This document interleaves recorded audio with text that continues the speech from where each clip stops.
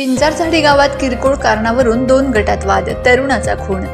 साक्री तालुक्यातील पिंजारझाडी गावात घरकुलाच्या यादीबाबत 2 गटात वाद झाल्याची घटना घडली आहे।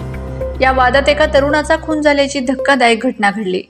या प्रकरणी साक्री पोलिसांनी अवघ्या काही तासात 3 आरोपींना अटक केली आहे। मृतक शुभम भीमराव गवळी हा भांडण सोडवण्यासाठी आला असता त्याला जमावाने मारहाण करून गळा दाबून ठार मारले। या घटनेनंतर पीडित रामचंद्र उत्तम साबळे यांनी साक्री पोलीस स्टेशनमध्ये फिर्याद दिली। पोलिसांनी तात्काळ कारवाई करत राकेश लक्ष्मण गावित, योगेश गोरख बागुल आणि लहू वामन गावित या 3 आरोपींना अटक केली। अटक केलेल्या आरोपींना न्यायालयाने 3 दिवसांची पोलीस कोठडी सुनावली आहे।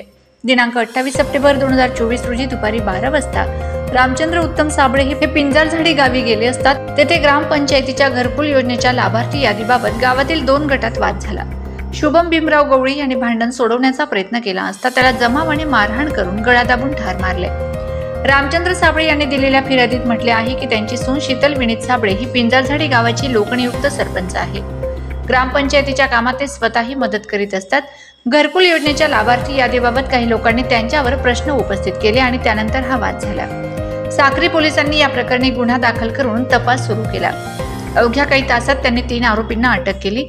पोलिसांनी या प्रकरणात 14 जणांना आरोपी केले आहे। या घटनेनंतर पिंजारझाडी गावातील वातावरण तणावपूर्ण आहे। पोलिसांनी सुरक्षा व्यवस्था वाढवली असून पुढील तपास सुरू आहे।